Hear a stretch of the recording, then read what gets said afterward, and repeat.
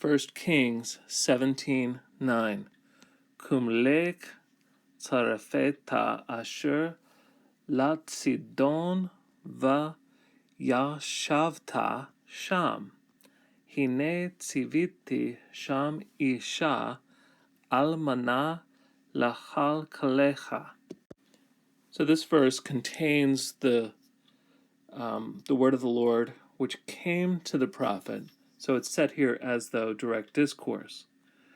Arise, go to Zarephath, which is of or belongs to Sidon, and you will live there. Behold, I have commanded there a woman, a widow, to sustain you. The sentence begins with two kal imperatives: arise, go. And this first one is from kum, as we can see. The second one is from halach. And halach functions just like a peyod. And so in this case, there's nothing on the front. That's where the hay used to be. Arise, go. And there's another verb, vayashavta, and this comes from yashav. In this case, we have a kal, vav, consecutive, perfect, 2 ms, and you will live. Now, because it's a vav consecutive perfect, it carries with it the imperative sense of the commands before it. So, arise, go, and you will live.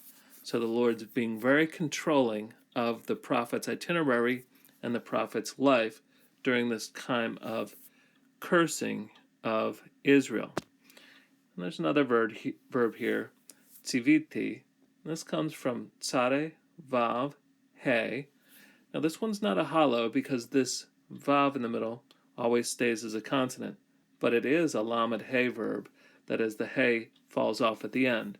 And in the case of a, this is a PL.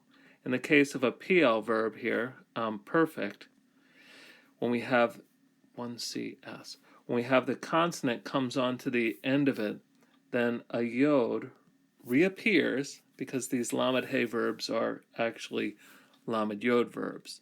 So we have then tziviti, PL perfect. I have commanded this woman, this widow. Now we have the same term here, to sustain you. That's exactly what the Lord had commanded the ravens to do. And now the Lord commands a woman, a widow, to sustain the prophet. So very parallel to the previous segment, and also ironic. The Lord is using an unclean animal that himself needs to be fed, but also the Lord's now using somebody who typically would be socially challenged and need to be helped, is now going to help the prophet.